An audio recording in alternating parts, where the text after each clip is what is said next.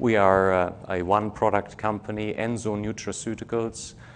We have been around since 1998.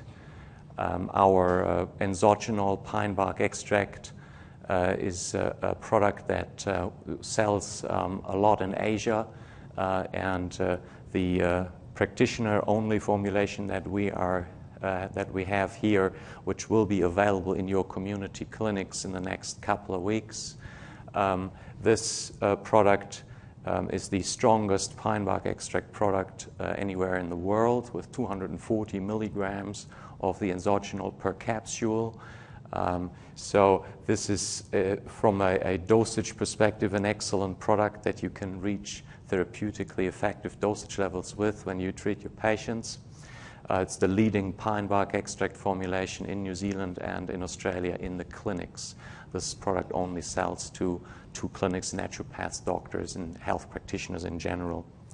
So I will be talking to you about enzogenol in general today, but also about flavonoids and the epidemiological evidence behind the cardiovascular, neurological, and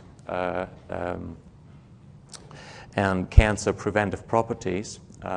So what is the enzogenol? Enzogenol is an extract that we make from the bark of New Zealand-grown Pinus radiata trees. The trees are grown in New Zealand, mainly in the center of the North Island, in very large pine forest plantations. This is not a native species in New Zealand. It was introduced to New Zealand during the gold rush in the 1800s. It's actually a species native to the Monterey Peninsula. So it's come full circle from the US to New Zealand, and now we're bringing you the extract. Okay? We are lucky with the clean environment in New Zealand where we grow those trees, these are sustainably grown pine forest plantations that have been pine plantations for at least 60 years. During the Depression era, the New Zealand government put a lot of people to work planting these pine forests. So since then they have been around, and they are basically the trees that we use are 20 to 30 years old. They are felled, and the bottom third of the trunk, sort of maybe 15 meters, bottom 15 meters is where we take the bark from for the product. Now, what is in the product? So enzogenol is full of flavonoids. It's basically a polyphenol extract with many different flavonoids. 80% of the polyphenols are what's known as proanthocyanidins, or also sometimes called procyanidins, or OPCs for oligomeric procyanidins. It's all the same stuff. And basically that is catechin and epicatechin in oligomeric form and polymeric form, like these molecules joined up together. So that's 80% of what's in the enzogenol. There's about 6 to 7% of carbohydrates that are co-extracted from the bark that are just a byproduct in there that are perfectly fine to be in there but don't have any health properties really. And then the other lot are a lot of different other polyphenols. There's taxipholin, which is the second most abundant polyphenol. There's quercetin, myrcetin, astringinin, which is also called pisiatenol, which is a resveratrol analog with even much higher antioxidant activity than the resveratrol has. And then there are fruit acids or phenolic acids in the pine bark that we extract. So we pride ourselves on enzogenol being a totally natural product, because a lot of extracts these days are made with solvent extraction, all sorts of technical twists and things that they do to get the actives out of the material. We are using a water-only extraction. There's only bark and water going into the process. We extract with the sub-boiling temperature water. We extract all the water-soluble phenolics out of the bark, and then we dry them We concentrate them up with reverse osmosis, and we dry them with freeze drying. And what that does is it gives you the full spectrum of polyphenols that are in the bark. So it's basically a real true herbal extract. And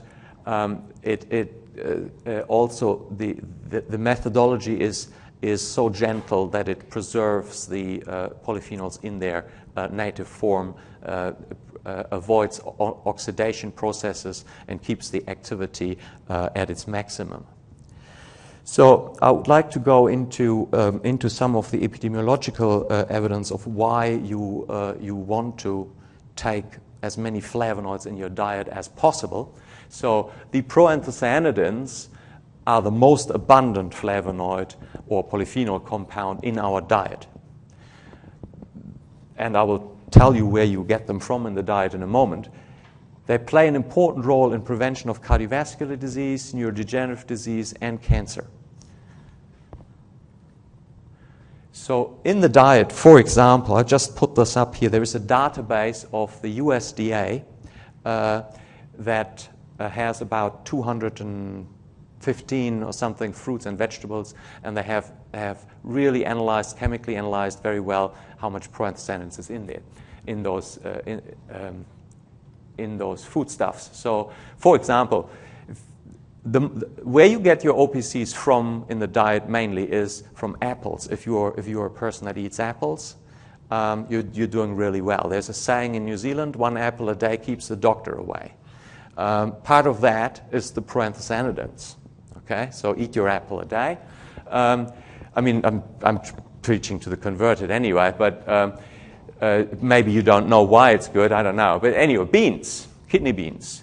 Kidney beans are really good. They have 510 milligrams of proanthocyanidins per 100 gram of dry kidney beans. So that's good.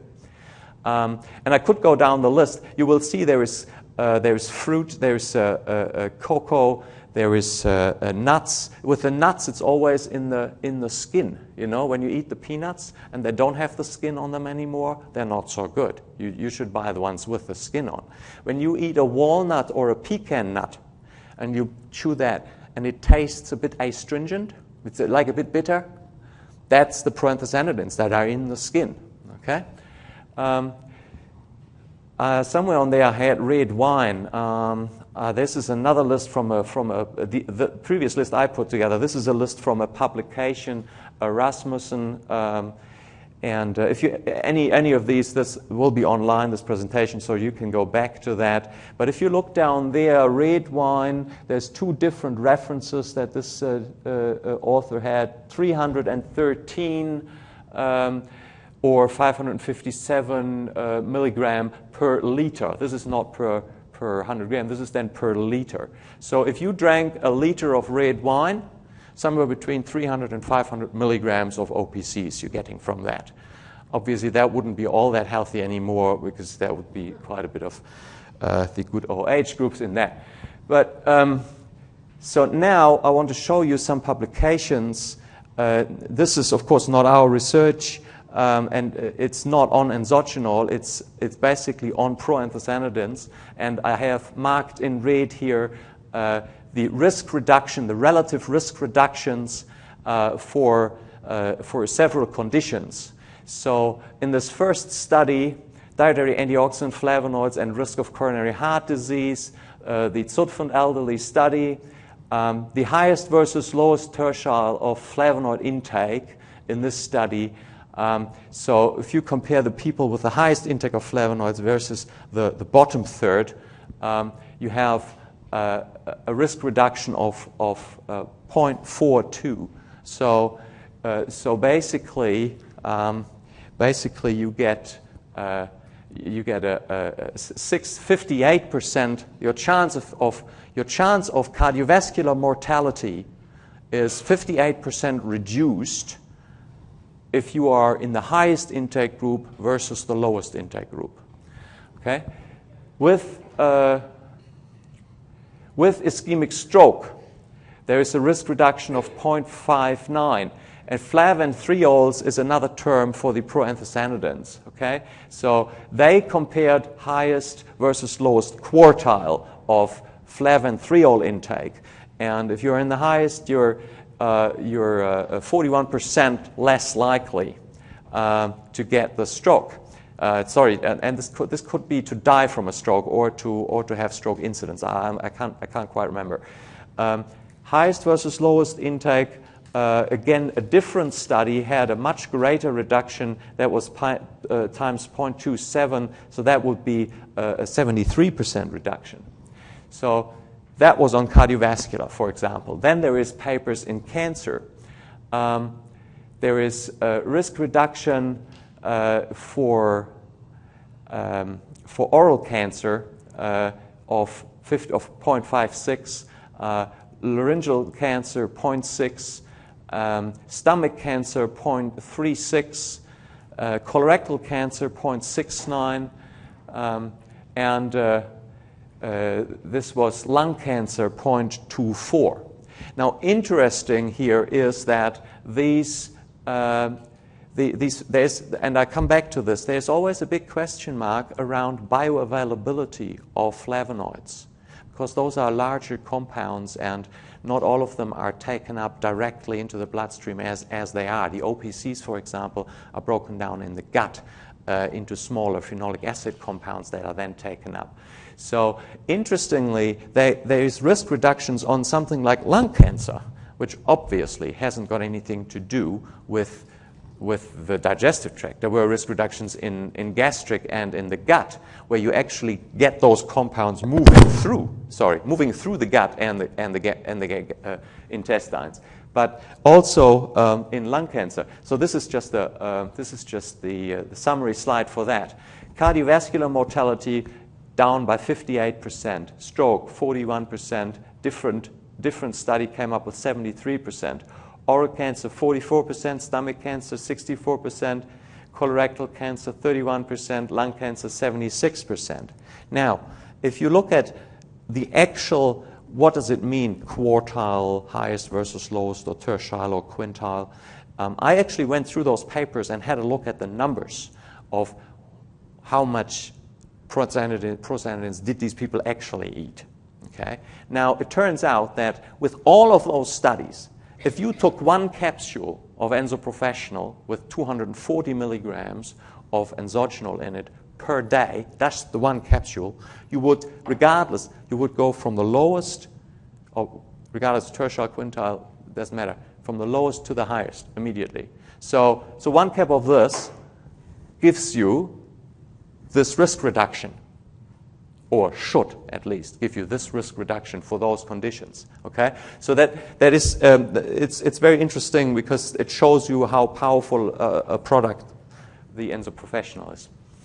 So now why are prostaglandins good for us?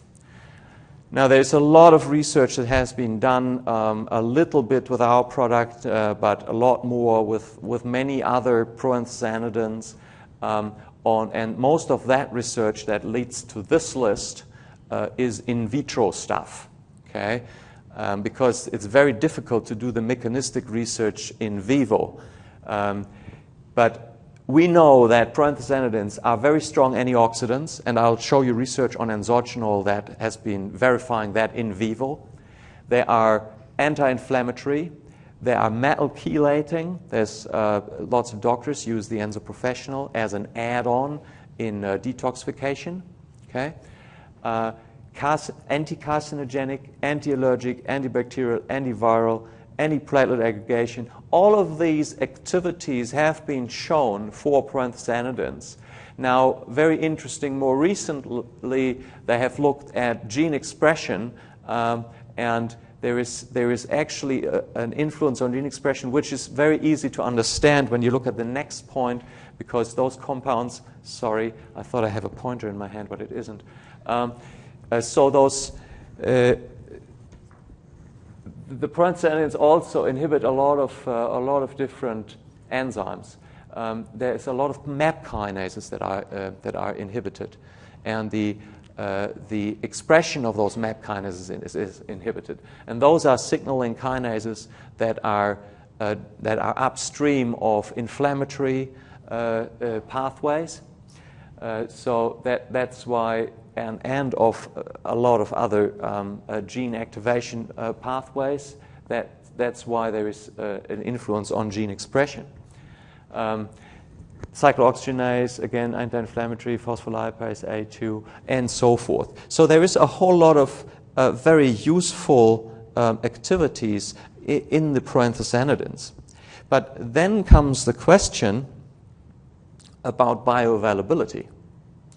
Because if I tell you that you swallow the stuff and it's going to inhibit MAP kinase pathway and reduce your inflammation levels, then because that was shown in vitro, then I have to tell you, no, that's most likely not going to be the case. That is only going to be the case in the gut.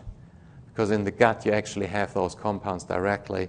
But the bioavailability is such that monomeric catechins, so the one compound, is taken up about 50 to 60%. So catechin, like tea. Okay? When you drink tea, you will get lots of catechin. 50-60% is taken up, and dimers, where you take two catechins or catechin and epicatechin together, is taken up only to 0.5%. So there's a huge jump down. Then trimers, once again, another factor of 10 less. And when they are taken up, partly they are metabolized, methylated, glucuronidated, and sulfated when they're going through the small intestine. And they have reasonably short half-lives with maximum peak concentrations between 1 and 2 hours.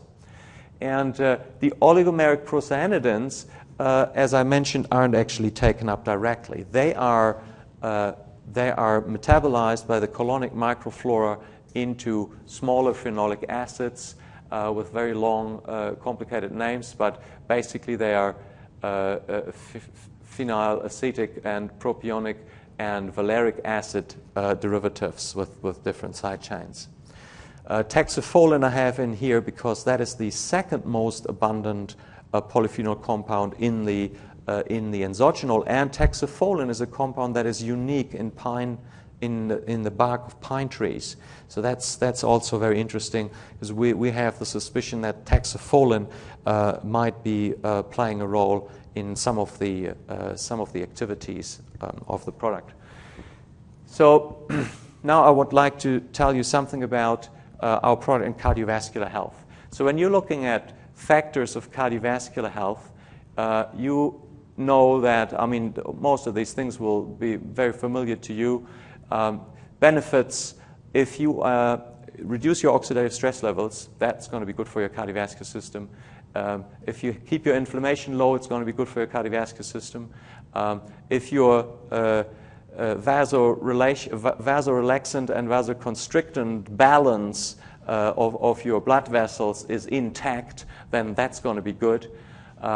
And if you have a good anticoagulant balance, then that's going to be good too. So this is the first research study. This is in vitro stuff now on the enzogenol that was published in 2002. Basically, this was a comparison of the antioxidant activity of enzogenol with other similar type compounds. And this is here in comparison to vitamin C, monomeric catechin, maritime or Pinus penester pine bark extract, and then enzogenol. And you can see that the enzogenol has a much higher antioxidant activity than all of these other compounds. That is in vitro. Another assay that looked at scavenging ability of peroxyl radicals also showed enzogenol to be highly effective and more active than Pinus penester extract, grapeseed extracts, and green tea extracts. When you in the States for antioxidant purposes, they often use what's called an ORAC assay, and that is it's very questionable whether what this number actually means, because it's an in vitro assay. But our ORAC activity is 8,974 micromoles of Trolox equivalent per gram, which is also very high, and all of these other players would be somewhere between 2,000 to maximum of 7,000. This is a very recent study in vitro that was done at a Korean university where they were looking in a cell culture system for possible effects on the cellular events in early arthrogenesis. So early atherosclerotic events. So, and what this shows is that if you have a cell system where you have lymphocytes and endothelial cells together, so the endothelial cells that are lining your blood vessels and the lymphocytes, they are flushing past, okay? There is actually an interaction between those. When people get atherosclerosis, those lymphocytes get stuck to the side of the blood vessels, and then there's a lot of cholesterol that gets stuck there, and then you get the atherosclerotic plaques. And part of that initial event of cells getting stuck is the synthesis of adhesion factors, adhesion molecules like ICAM1, VCAM1, and E-selectin. And when you put enzogenol into that system with those two cells, then with those two cell types, then you induce inflammation, which then leads to this cascade of them sticking together. With the enzogenol, that's strongly reduced, dose-dependently reduced. So part of the compounds that are in enzogenol that are actually taken up into the bloodstream, not the OPCs. We don't know. Maybe the OPC breakdown products do that as well. I don't know that. But the other products that are the other compounds, flavonoid compounds that are taken up directly into the bloodstream, may very well contribute to this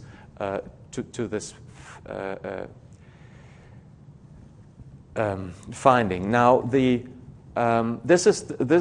I have to point out is research that is not our pine bark extract, but a different pine bark extract from Pinus penester. The only reason that I put that in here is that I thought it was interesting to show you what length you have to go through to see this in vivo. And these are interesting papers. So this Pinus penester extract has 65% of OPCs, so it's not as strong. Not as high in OPC content as the enzogenol, but it's also a very good product. Now, in those studies, people actually took the product and then they took blood, and then they used the blood to look if that blood could then inhibit these reactions, and they found COX-1 and COX-2 inhibition, significantly increasing COX-1 and COX-2 inhibition from the blood plasma after certain, I don't know, was a half an hour or an hour later after they've taken the product. So that shows you that the actual anti-inflammatory effects that I'm telling you the product has are actually there.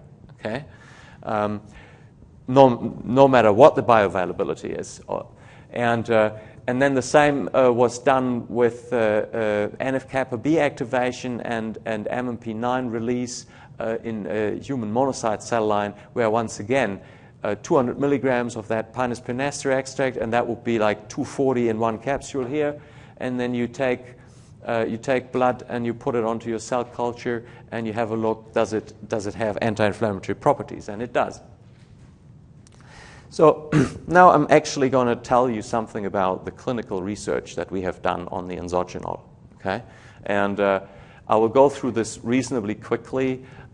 Just to show you what the studies, the study design was. This first study on the right there, design study 1, was an open-label study with 24 subjects, 55, 75 years old. They took 480 milligrams of enzogenol and 240 milligrams of vitamin C. Now, this was a product that was predating this one. There's less vitamin C in this product. We looked for endothelial function, plasma viscosity, blood pressure, plasma protein oxidation, and blood leukocyte DNA damage. These were the measures that we actually found something on. We looked on other things too that we didn't find anything with. In the second study, we had people, and so the second study was a randomized double-blind controlled study with 44 smokers, 40 to 67 years old, and that was a 12-week study. They either took 2 caps of this, or the control group took 60 milligrams of vitamin C, because there's 30 mg of vitamin C in a capsule here as well. And so we controlled for that by putting the 60 mg of vitamin C into the control group. Once again, endothelial function, blood pressure, plasma fibrinogen levels, plasma oxidation, we tested for. So endothelial function, I probably don't need to show you this slide, but endothelial dysfunction is one of the very early steps on the path to atherosclerosis and cardiovascular disease. Oxidative stress plays a role. The reduction of nitric oxide production from the endothelial cells, which then leads to stiffening of the blood vessels, and then can progress to atherosclerosis. Of course, other factors like your lipid balance and so forth plays a big role in that. But once you have atherosclerosis or you had a cardiac event, your oxidative stress levels are increased once again, and so you're in a bad cycle. So these are now findings from those studies, and over there on the right where it says improved blood flow, that is actually the finding for the endothelial function and for the plasma viscosity. So the improvement after 12 weeks, and this is a % improvement over baseline of the ability of the blood vessels to dilate, those were significant findings in that first study we did. There were improvements of up to 20%. And the plasma viscosity improved by, well, it went down, but improved by 4%. That's little, but it's clinically significant. When you have a slight reduction in plasma viscosity, it's basically easier blood flow. Then blood pressure, this was a study in older people, but those were people that were basically healthy and didn't have any cardiovascular problems as such. But the average blood pressure in that, systolic blood pressure was 130 in that group and went down to 123 after 6 and 12 weeks. So there was an effect on systolic blood pressure. Now this here is a meta-analysis on blood pressure data from the smoker study and the cognitive function study, which I haven't shown you. I'll show you in a moment. But in both of those studies, blood pressure was measured, and we just did a meta-analysis over both studies because of the increased numbers that we could use in the analysis. So once again, systolic blood pressure down by 5 millimeters, nothing happening in the vitamin C group. So those were statistically significant findings, meaning there is definitely an effect on reduction of blood pressure in this healthy population. I do not have a study to show you in hypertensives. Unfortunately, we haven't done that. We haven't looked at hypertensive populations. And this here is another result on fibrinogen levels coming out of the smoker study. And this was a subset of there were 44 people in the study, and this is 11 out of those 44 people actually had high fibrinogen levels. Okay? And there was a significant reduction in that population with high fibrinogen levels. So the people that had systemic inflammation had high fibrinogen levels, and we were able to reduce those after 6 and 12 weeks. Now, these results here, once again, are from those two studies, the pilot trial and then the smoker trial.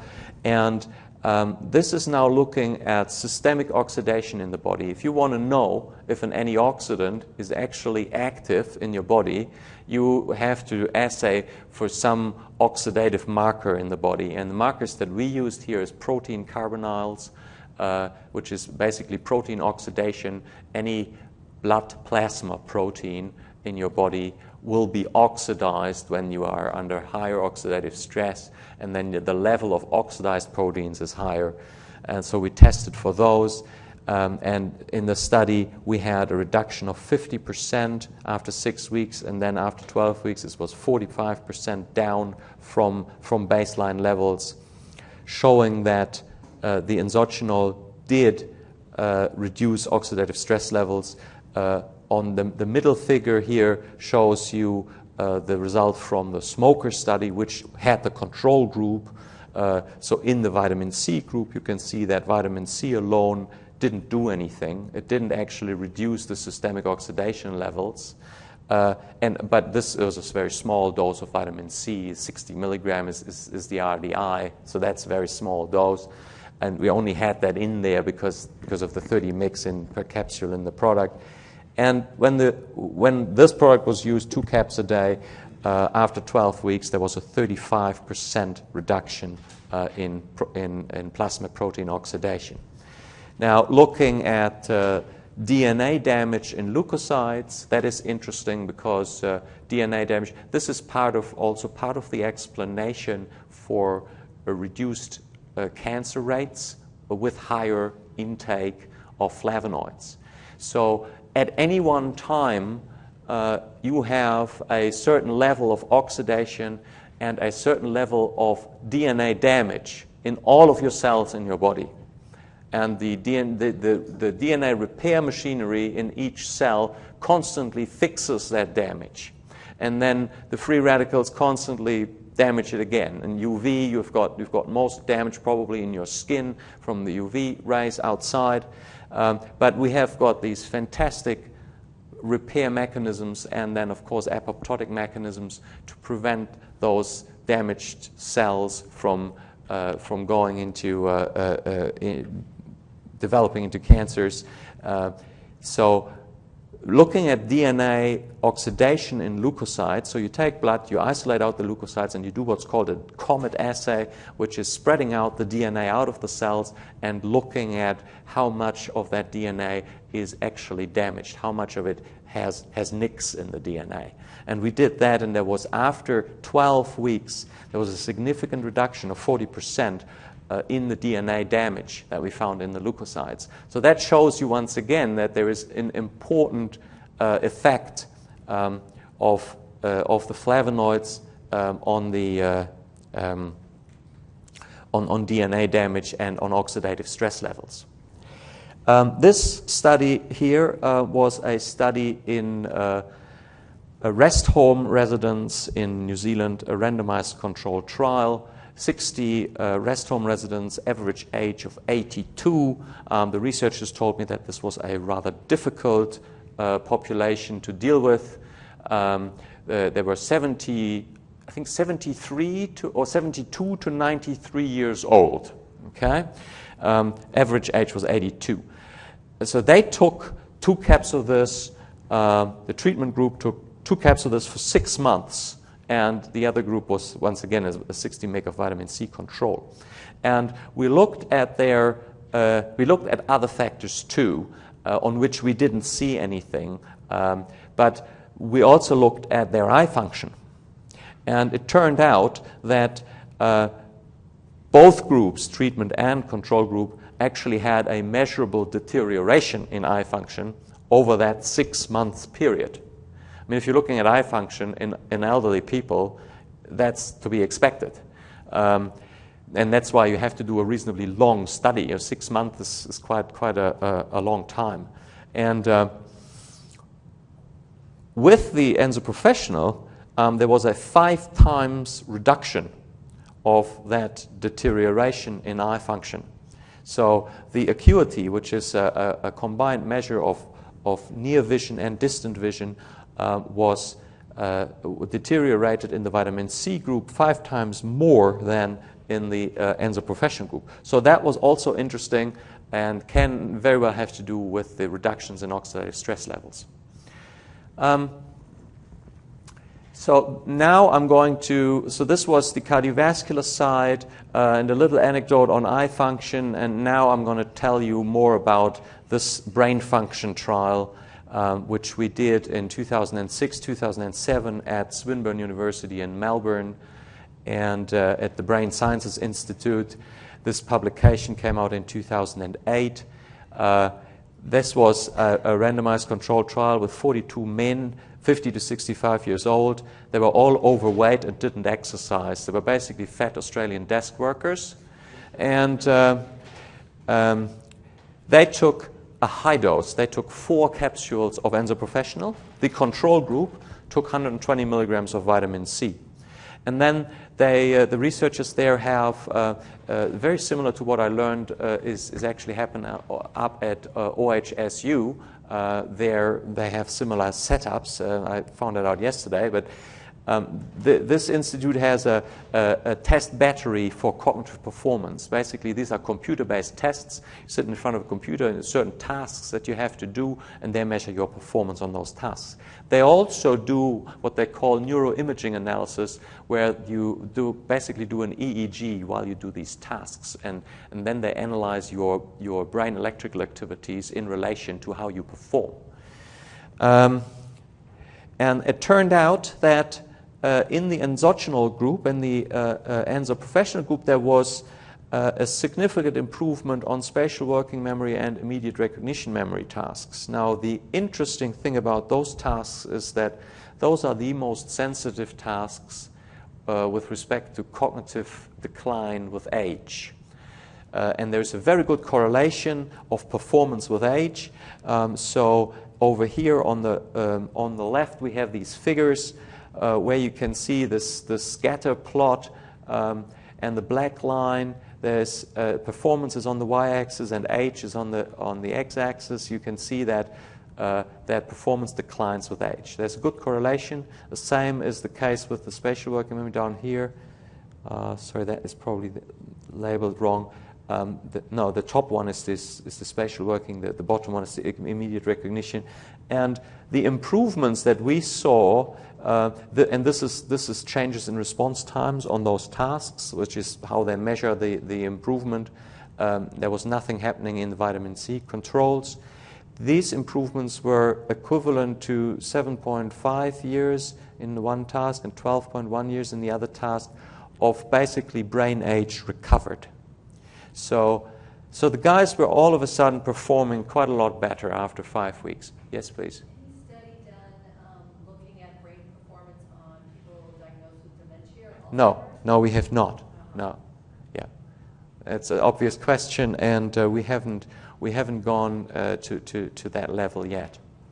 I will skip this slide. It just basically tells you stuff that you already know, and this next slide here is on the results from the brain electrical activities, and I have quite significantly simplified those results because these brain electrical activity measurements are very complex, and you see the young lady there in this picture having this electrode cap on her head, 64 electrodes. And she has these glasses on which shoot a constant flicker of 50 hertz into her eyes, which is grabbed off the electrodes and recorded as a constant signal. And any brain activity will either influence the amplitude of this signal up or down, and that is called coupling or decoupling. And it turns out that in the group that was on the Enzo Professional, there was a significant increase in cortical decoupling. Now that is is important because when you in states of higher concentration and alertness, when you are really trying to work hard, your decoupling goes up. In kids with ADHD, there is too little decoupling and too much coupling going on. There is an imbalance in this coupling and decoupling of different brain regions with each other. And so basically you in an ADHD kid, you would have this picture with all this activity going on in the brain that is basically noise. And then when the enzogenol comes in, you get a noise reduction effect and an increase in concentration levels. So the next study I want to show you is basically a collection of case studies. This was done before 2006. It was published in 2006 by the neurologist at the Kaiser Permanente Hospital in Anaheim that did this. He's a neurologist not necessarily an integrative practitioner or CAM practitioner. He has a lot of migraine patients. These are severe migraineurs with 15 migraines a month, and he usually puts them on pharmaceutical drugs. And he found he has a population of patients that do not respond to those pharmaceuticals at all, and he tried the enzogenol on those patients, unbeknownst to us, and then came to us telling us, hey, this is great, because what he found was that there was a reduction of frequency in migraines and a reduction in severity, and a 50% reduction on the MIDAS score, which is Migraine Disability Assessment Score. And in that study, he took a previous product that was not this, that also had some vitamin E in it.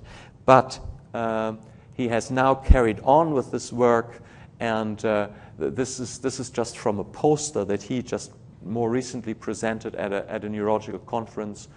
And there are now 18 out of 34 patients, so 53%, that respond to the treatment. Now he uses this product, so there's no vitamin E. It's basically the enzogenol with a tiny little bit of vitamin C in it. And still, patients take a dose of 4 or 5 of these a day. But with those migraineurs, when they actually start responding to the product, then you can dose them down to 2 caps. And then when they feel a migraine coming on, then you put the dose back up. Now, again, there was a great reduction on the responders. The reduction in severity of headaches was almost 50%, and the reduction in the MIDAS score was almost 80% in the responders, frequency was also about that looked like about 70%. So the product appears to be highly effective in those, at least in the subpopulation of patients that really don't do very well on the drugs.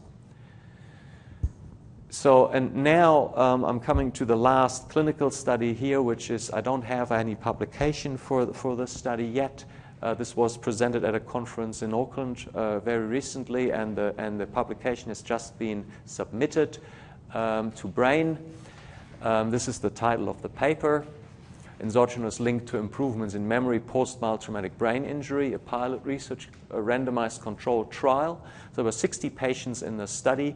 They were 3 to 12 months post-TBI and had persistent cognitive deficits, with one of the inclusion criteria was that the cognitive failure questionnaire score had to be above 38. I'll tell you what that is in a moment. So the study design was, there was a group, and in this study we used 1,000 milligram enzogenol per day, so we didn't use this product as is to avoid the complications with the vitamin C. We just made up a new encapsulated product that had 1,000 milligram, actually was 2 capsules, 500 milligram each. Basically, that would be equivalent to taking 4 caps of this. Okay, 4 caps of this is 960 milligrams. So they took 1,000 milligrams a day, 6 weeks, and the placebo group had microcrystalline cellulose. Then they all went on to enzogenol, and then they all went on to placebo for 6 and for 4 weeks. And the primary outcome measure, the cognitive failure questionnaire, is what is used a lot in the assessment of traumatic brain injury patients. Now, just to let you know what that is, there's 25 questions in the questionnaire. The maximum score is 100. And you have to answer these with never, very rarely, occasionally, quite often, very often. And it's questions like, I have the numbers on the questions are as they appear in the questionnaire. I just picked out a few questions to give you a feeling. Do you find you forget why you went from one part of the house to the other? You know, happens to everybody. I mean, if you see that question, you might cross never, or you might cross very rarely, a 1, okay? So all of these questions, do you lose your temper and regret it? Well, who doesn't? You know, but you wouldn't go, oh, very often, then it's probably something wrong with you, or maybe you're bad-tempered, who knows. But and then, like, do you find you forgot why you came to the shop, what you came to the shops to buy? It happens to me all the time. I leave that bloody shopping list at home, and then you probably get 5 of the 10 items that you wanted. So you're probably going to be crossing a 1 there if it was you that felt that would be filling this in. So if I would be filling this in, I would end up with a score somewhere between 20 and 25. Okay, if you have some severe impairment, if you are above 35, there's something wrong with you.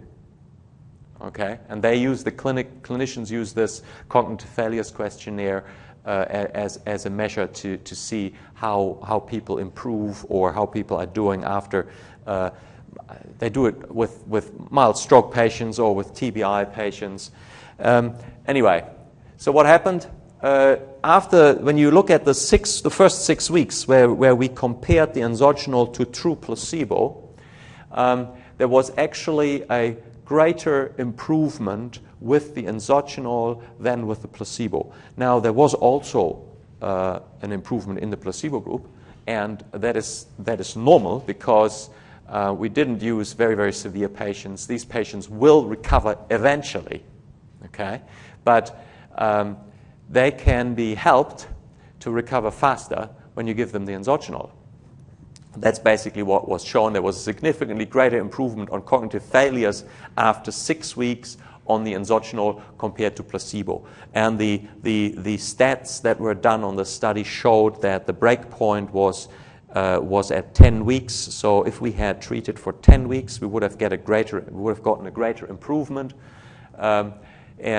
So from the improvement, the degree was about 6.9 points on this scale that we managed to improve more over and above the placebo.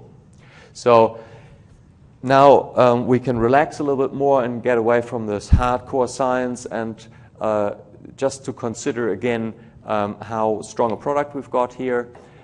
If you're looking at flavonoid content of fruits and vegetables, which is where you usually get this from, if you ate 0.5 kgs of fresh mixed fruit and 1.3 kgs of fresh mixed veggies, then you would eat the same amount of flavonoids as in 1 capsule of this. Okay, 240 milligrams. And this is a true calculation based on the USDA database for flavonoid. And I just went and I took 39 different fruits. I left out this really exotic stuff that you can't buy, and 59 different vegetables. And I looked at and I averaged out the flavonoid content. Okay. Now, of course, if you concentrate on eating something that is particularly high, if I take a Granny Smith apple that in 100 gram of apple has already got over 100 milligrams, and I ate 5 of those apples a day, I would be doing really well.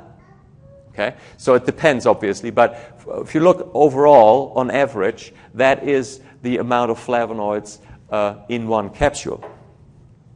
So now I'll just finish off by telling you what we know from feedback from the doctors in New Zealand and in Australia, what this product is mainly used for. Okay, and you will find that it's used for almost anything, but just bear with me on this. So if you want to use this product as a maintenance product, then 1 capsule a day is sufficient. If you go to 2 capsules a day, even better. But 1 to 2 capsules a day is sufficient. And we have shown this in our clinical studies, in the cardiovascular study, in the eye study.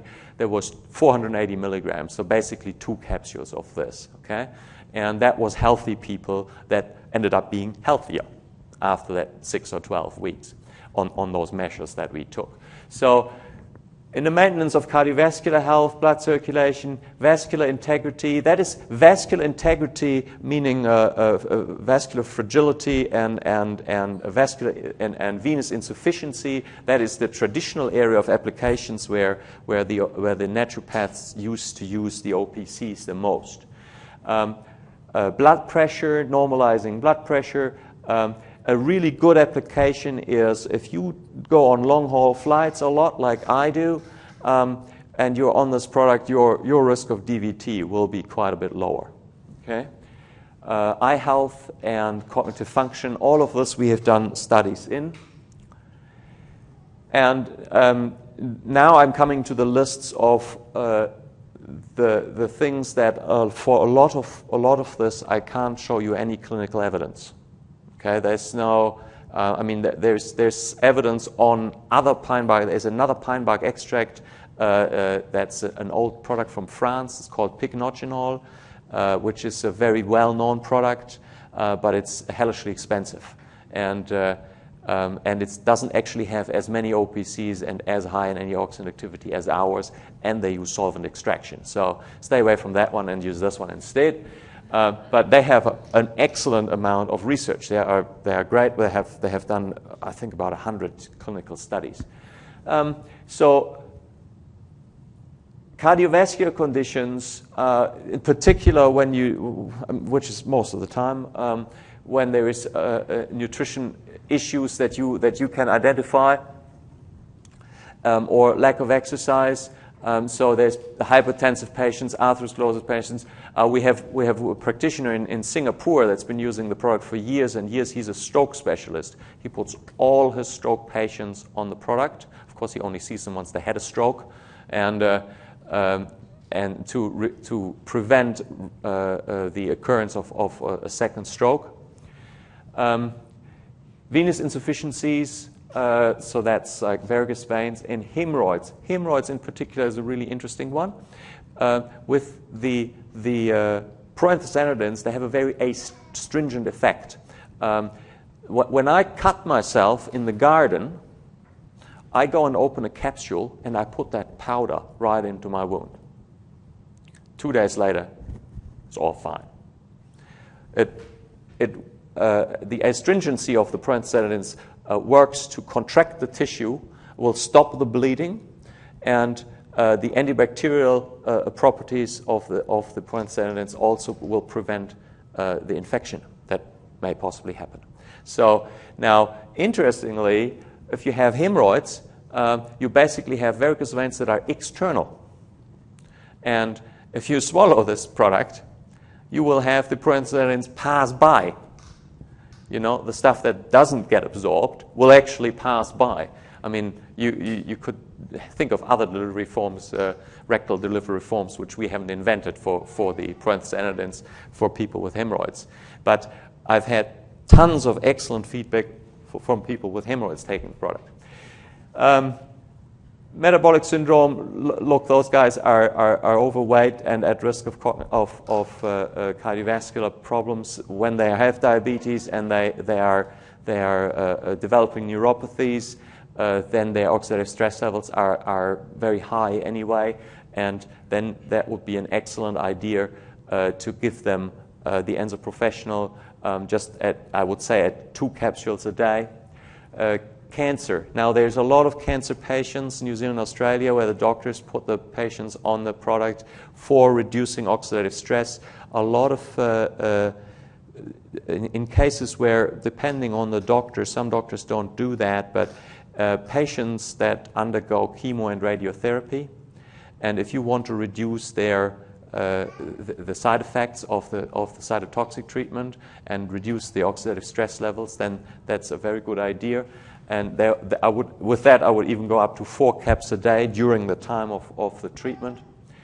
Wound healing support. One of our GPs in Auckland that treats a lot of elderly people, and he loves our product.